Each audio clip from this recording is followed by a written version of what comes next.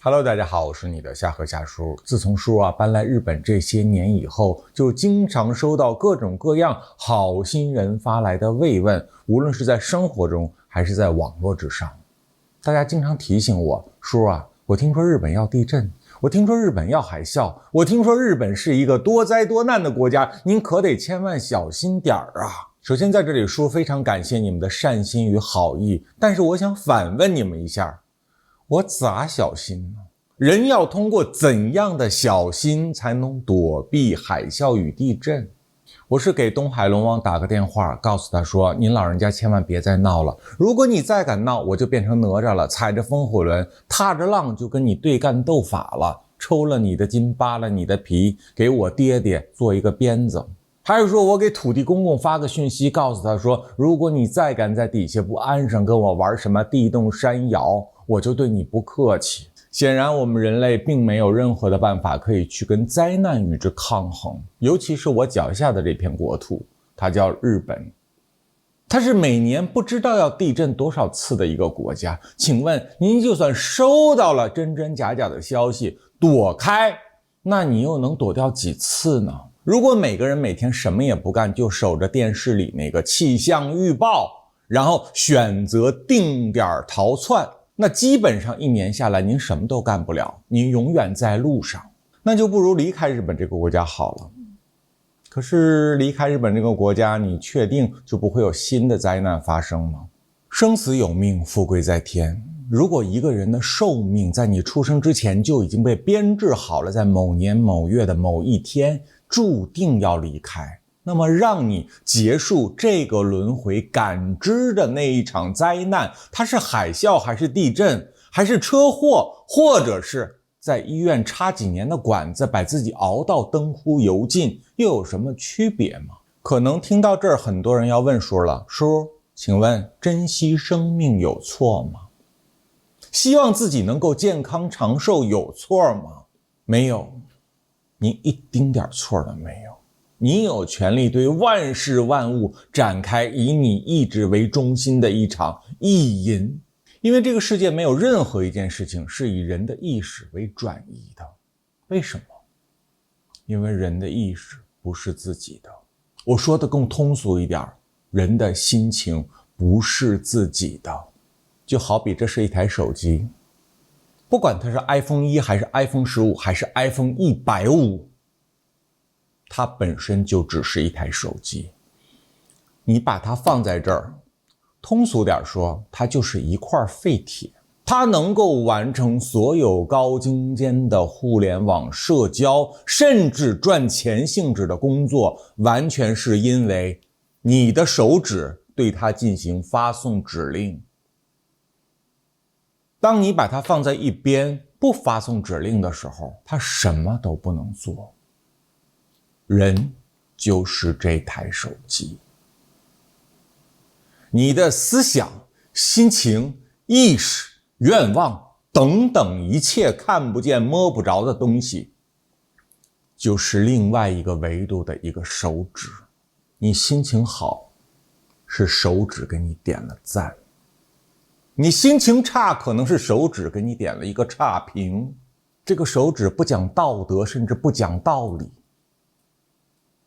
或者他遵循的系统是你完全没有办法理解的，但是你100%的受控于他，他的强大程度可以到达他就是你，而你怎么能够跟他对抗呢？所以我个人认为，人唯一可以对抗这些不可抗力的事情，只有一种方法，看破生死，因为生死并不存在。你生命的第一天和你生命的最后一天，都在你还没有来到这个世界之前已经结束了。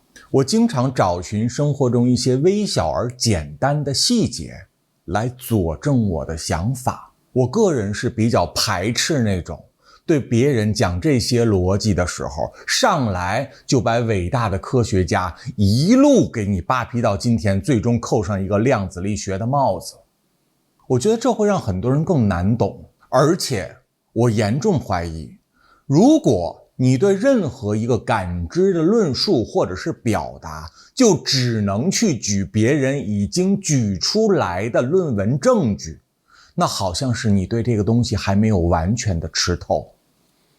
因为这代表这种意识形态在你的世界里面，它仅仅是一个概念，你没有在生活中发现它，你的知行不合一呀。知行不合一不就成了现代宗教了吗？所以我一直试着在平凡的生活中找寻不平凡甚至神秘的奥义。看过电影吗？应该每个人都看过电影，没有人没看过电影这个东西，对吧？这个电影能够被你看到，是否代表电影已经拍完了？不管你看的是电影的第5分钟，还是第30分钟，或者是最终章的第90分钟，前提是这个电影已经拍完了。这个电影里面发生的故事是不会因为你选择看它的某一帧而发生故事质量的改变的，对不对？我们都见过那种入戏特别深的观众，坐在电视机前一边看一边骂，这个渣男呐，这个傻女哦，你可不要这样子哦。我们都见过这种场景，尤其是老一代的妈妈阿姨们，她们特别喜欢这样子，对着电视边骂边看边聊天，对不对？那么请问，当你对着这个傻女角色疯狂的谩骂的时候，这个傻女会不会醒来，然后朝着一个更聪明的方向走去？好像不会，对吧？为啥不会呢？因为这个戏拍完了。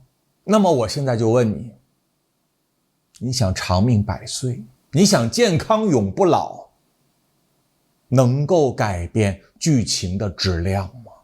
听到这儿，可能有一些比较唯物主义的人就有点受不了了，想跟我 battle。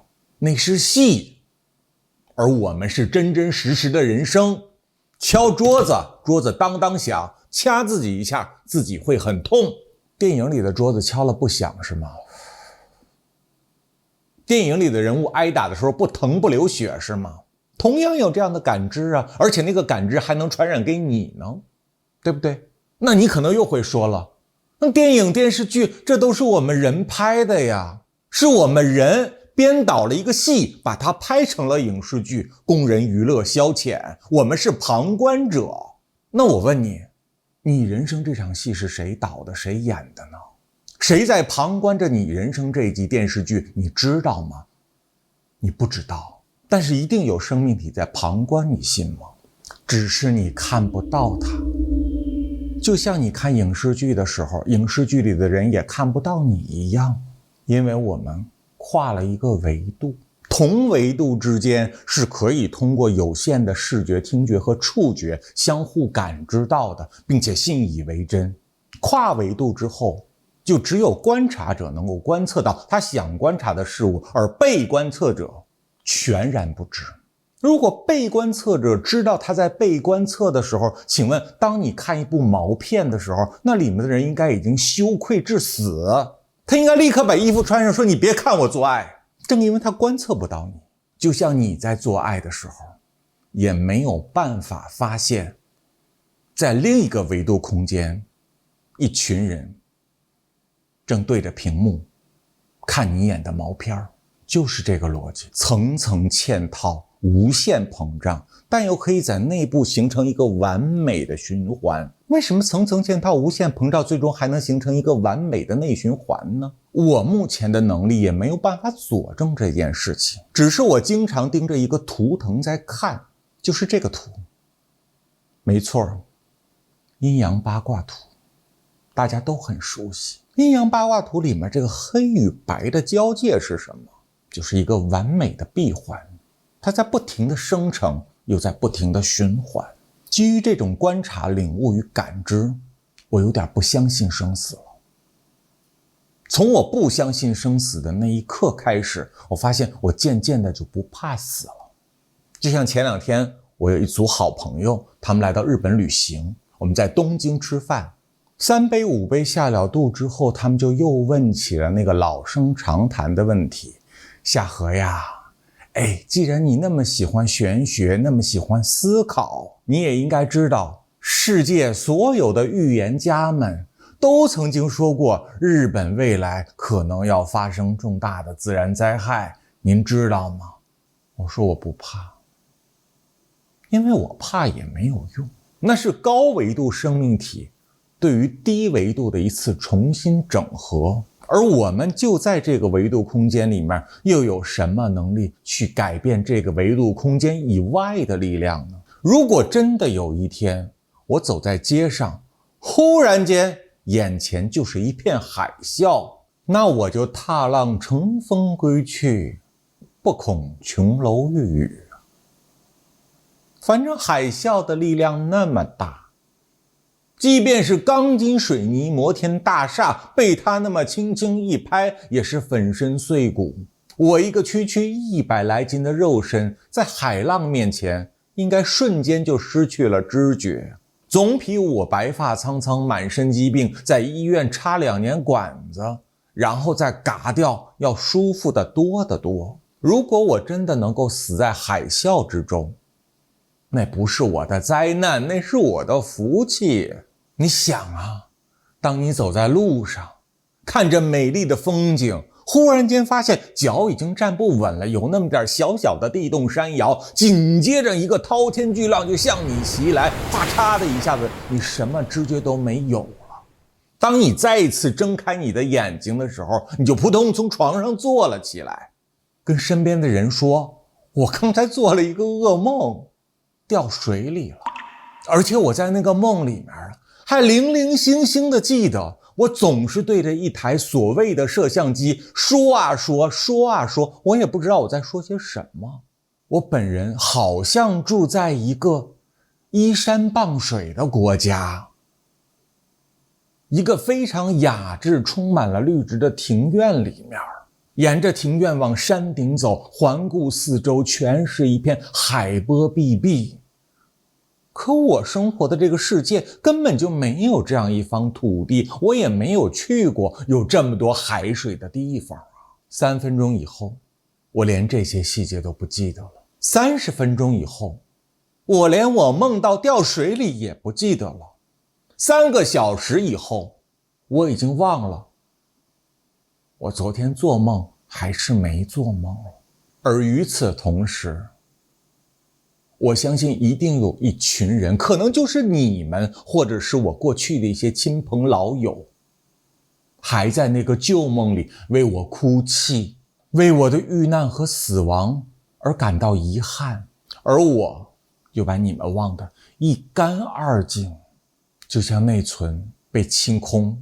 虽然所有的数据全部荡然无存，也永远不可恢复，但这并不影响这套机器，这个系统继续运转。清空内存这件事情，别说在人生中去实践，我相信对于很多人来说，就即便是对他自己的电脑下这样的狠手，也是不够勇气的。总是觉得说这个文档没准也有用，那个照片也需要保存。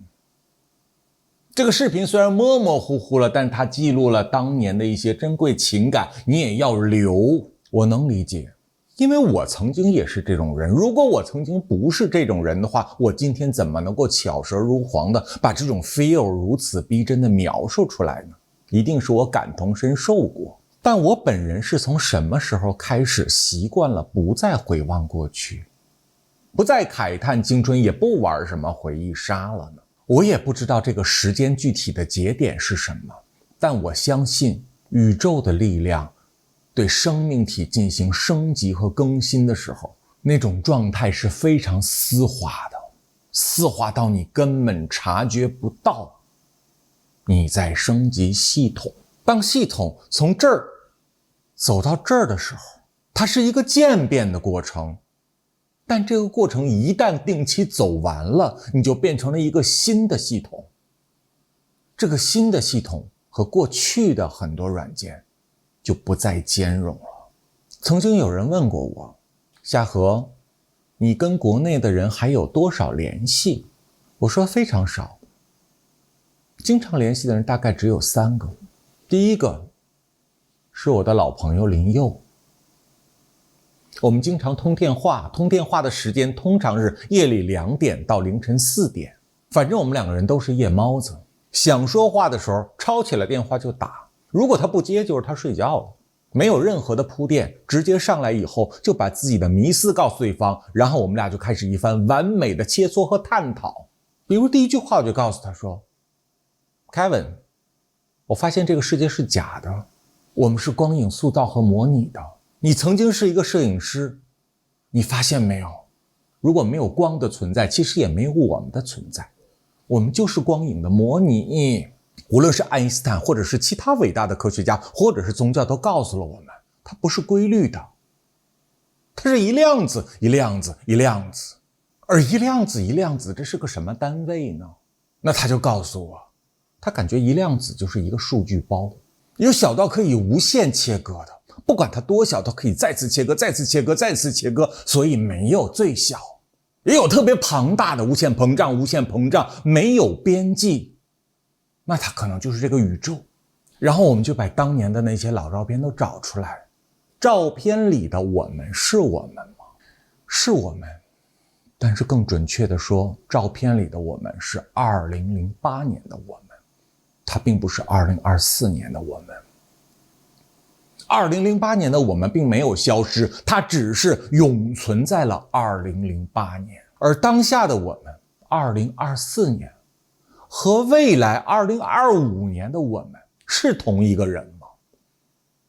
也是，也不是。我此刻播出人生的一段时间，录完这个视频，把它上传到 YouTube 上，所有人都可以观看。但是我还拥有这个时间吗？我不再拥有。这个时间可以变成一种信息讯号，变成一个公开的分享资源，但这个资源所代表它背后曾经发生过那个叫时间的东西，跟我还有什么关系吗？没有啊，谁看见就是谁的。因为即便是明天我再录一个跟今天一模一样的视频，每一个表情每个抑扬顿挫都一模一样，那也无非就是我对自己昨天的模拟和模仿能力很强，那也不是昨天的我呀。因为昨天的我永远停在了昨天。第二个人，他叫鲁鲁，他是我过去做生意10几年的合作伙伴，也是我最信赖的人。但是坦白讲，我和鲁鲁10几年没有好好的聊过天，我们聊的事情就是生意和算账。但是如果你问我他是不是我最好的朋友呢？是。但是我对朋友的理解就是要各司其职，永远不要指望一个生命体满足另外一个生命体所有的精神诉求，这是贪婪，这是对别人的绑架，甚至是精神折磨。一个生命体能够有一个点，哪怕它再小，和你同频，这已经是一种莫大的缘分。而人之所以愤怒、失望、不满、仇恨、妒忌、报复，是为什么？就是因为你在另一个生命体上寄托了多点式的希望，或者说贪婪。你把你的欲望投射给了别人，而别人无力满足，就形成了你的戾气。这是一种恶性循环的磁场。当然，你什么时候能够戒掉这份卑劣，这个也是注定。那这个过程叫什么？这过程通俗点说，是你在上课。你想逃离，你是逃不了的，因为如果你敢逃课，你就永远不能毕业。不管这个课程有多么的艰难和折磨，你必须得把它上完。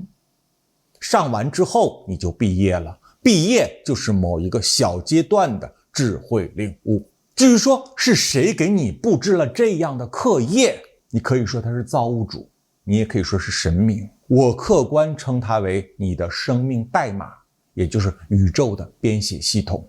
因为我严重怀疑宇宙的编织系统，它的计量单位和判断标准是我们此刻没有办法理解的。因为我们所有人对于这个世界的理解逃不开一个束缚，叫做时间。而时间可能并不存在，或者笃定的说，时间它就不可能存在。时间如果存在，那太多东西都不能解释了。时间如果存在的话，梦怎么解释？我们都知道，每个人做梦动不动一梦就是一部大戏，那大戏里面少说得2-3年，多则10几年。请问你睡了几个小时？你就充其量你睡8个小时，请问你怎么梦的几十年的事儿呢？也有人就这个问题跟我提出过另一个有趣的论点，梦里快进了，就跟我们看剧一样，我们可以2倍速、3倍速、4倍速，在梦里我们开了高倍速播放了。我说是，还带弹幕的呢。那么我问你，在梦里你能开高倍速播放，为什么在现实生活中你不可以？你就是再能追剧，请问开到2倍速已经相当吃力了，对吗？开到3倍速，很多平台没有这个功能。即便是你自己通过电脑操作，把它真的开到了5倍速、10倍速，你看见的就是一团糊，你什么也看不清，看了等于白看。那么我问你，如果你的眼睛的视觉和听觉高度发达，视力水平堪比老鹰，甚至超越了老鹰无数倍，我请问你，你把一部剧开成10倍的倍速播放，你能不能看清所有的剧情，并且记住？你当然能，因为如果你不能，你做梦是怎么来的？第3个朋友，我不方便透露他的名字，因为他非常的有名。像他这么有名的人，我过去在中国认识非常多，几十个是有的，但是最终还保持经常联系的只有他这一个人，因为他是一个宗教徒，他很虔诚。而且通过这么多年对他的观察，我感觉他的秉性非常的厚道纯良。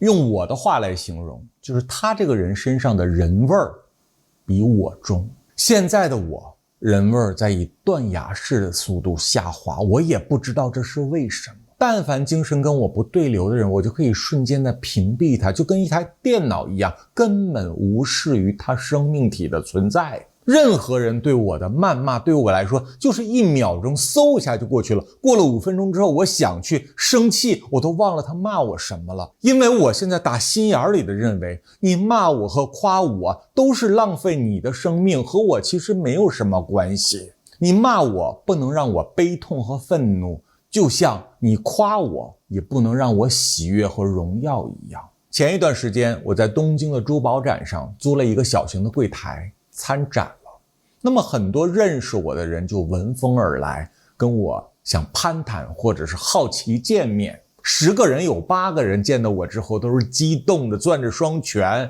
叔啊，你知道吗？我是从小开始关注你的，你知道吗？我关注你的时候我还上中学呢啊，巴拉巴拉巴拉，你说过什么？你做过什么？那些在网上关于你争议很大的风月往事，却给我带来了什么什么样的启迪？哒哒哒哒哒哒哒哒哒哒，每天都来一大堆这样的好人。但是从第2天开始，遇到这样的人，我就会立刻的制止他。我觉得这不是伤害，我必须把我真实的感受告诉对方，就是亲爱的，你能不要再跟我说这些了吗？因为这些它100%都是你的人生经历，我是一个陌生人，你逮到一个陌生人之后就如数家珍的痛说革命家史，这跟我有什么关系啊？虽然您诉说的这些过去仿佛是以我这个人物为展开的，但是我这个人物在你心里不也是意淫出来的吗？那不是真的我，因为真的我连我自己可能都不认识。我活了40年，也仅仅是在自我了解的路上，还远远没有到达终点。而在你们年轻的时候看到那个网上的我，那个就是你们自己的一种意识投射，其实跟我的关系不大。那个人到底是个真人还是个 AI 没有区别，反正都是一个数位光影的模拟。他所说的话做的事拥有的造型也是各花入各眼，所以就出现了他的同一段话，有的人认为对于自己是一种很好的启迪，有的人就认为是歪理邪说，必须跟他撕上几番。同一个人站在这儿，有人觉得他非常的帅气，有人觉得他特别的丑陋。同一件事情的处理方式，有人觉得说他真是一个大善人，他怎么那么善良啊？不要再善良下去了，这样很容易受伤，被别人骗到。但也有人看到了，他这个人其实心肠非常非常的狠，他甚至对于人类发明的那套道德编织已经开始不再遵守了。所以大家看到的是什么？就是自己意识的投射。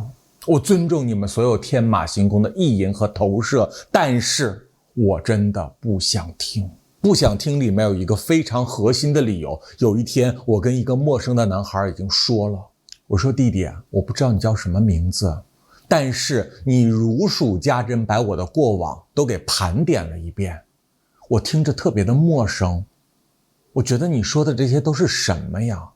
我依稀的回味了一下，好像这些事都是我干的，您没有一句撒谎。但是为什么我听起来这么的陌生呢？仿佛那是上辈子的事儿，或者是别人的往事。我自己对于我前半生走过的路都没有你印象清楚。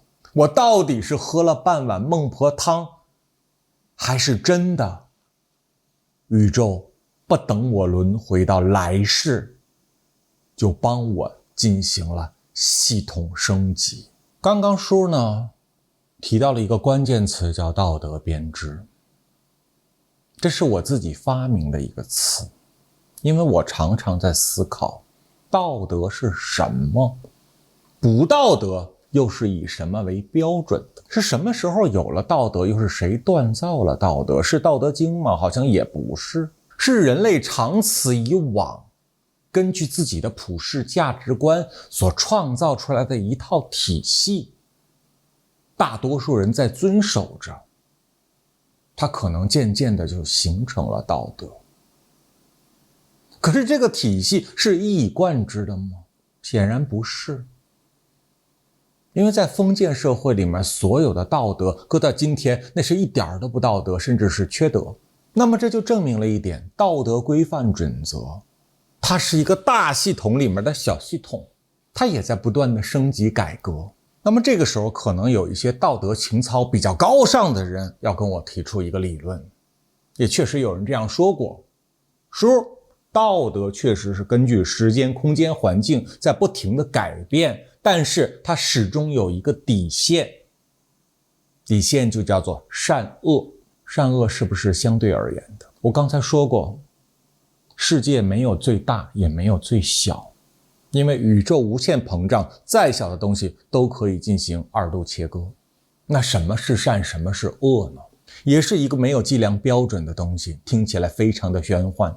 逢年过节初一十五，很多人都喜欢去烧香拜佛，这听起来是一件非常善的事儿，对不对？请问烧香拜佛，你祈求的那个愿望是善是恶？你拜财神，你拜财神很显然有一个目的，就是求财。可是如果你是开医院的、开药店的，我就问你，你要是发了财，是否得建立在有更多人发生疾病的基础之上？那么你这个求财是善还是恶？请你说清楚。如果你再出来 battle， 我没有那么大的欲望，我不求财，我就求个健康，我就求个平安，我就求个长寿，这总可以了吧？那么我就问你，倘若你真的长寿了，你觉得有没有迫害生态平衡？如果你说你没有任何的愿望，你就是做善事，你就是奉献，去帮助那些可怜人。我们做一个幻想啊，就是假如呢，现在地球上发明了一种法律制度，就做善事啊，必须不能出声，你必须得把嘴闭上，像保护国家最高机密一样的去做善事。任何人做了善事，捐了款，修了路，如果你敢张扬出去，就以泄露国家机密罪对你进行判刑处罚，你还要不要做善事？我不能说绝对没有，但是我们都知道一定凤毛麟角。那显然慈善事业它也不是真正意义上的慈善，大多数人搞慈善是为了换来更好的社会威望和社会名誉。而社会威望和社会名誉又可以使得他获取更多的社会资源和社会财富。人人都想获得更多的财富，而宇宙是守恒的，宇宙的财富它是一个庄家游戏，你在这个庄上赌牌，你只要赢得越多，别人输得越惨。所以在人世间发财就是这么一个道理，你发财，你发谁的财呢？你发的不是别人的财吗？当你发了大财的时候，就代表有很多人的财都已经不存在了，因为全跑你这儿来了。那这是善是恶的，但请不要误会，书并不质疑这套三维世界的人间法则，书只是质疑善恶作为很多人认为的道德底线而言，它存在吗？至少我认为它并不存在。我在半年前的有一期节目里面提到过一个关键人物，他叫紫薇姐。说完关于她的故事之后，很多人向我发来了私信和评论，想取得她的联络方式。也有很多人对她的行为产生了巨大的质疑，说她不过就是一个骗子，让我千万不要上当。先回答第一个问题，她没有收我的费，不存在于上当。至于说他能精准的预言在未来很长时间发生的具体事件，难道我活在一个他所创立的楚门的世界里面？那如果他能导演这样一场戏的话，那我怀疑他可能就是造物主本人。显然他并不是，他只是一个生活在中国云南的平凡90后。我问过他这个问题，就是你是有天赋异禀的地方吗？他说，叔，第一，我没有特异功能；第二，我没有灵异体质；第三，我不信任何的宗教。之所以会算紫微斗数，仅仅是因为我的数学解题能力很强。因为紫微斗数就是人间的一个方程式，把这个人的基础代码，也就是我们统称的生辰八字进行校对之后，输入到这个方程式里面，就可以看到这个人的过去和未来。所以大家也不要对他有过大的好奇，她就是一个做数学题的女孩而已。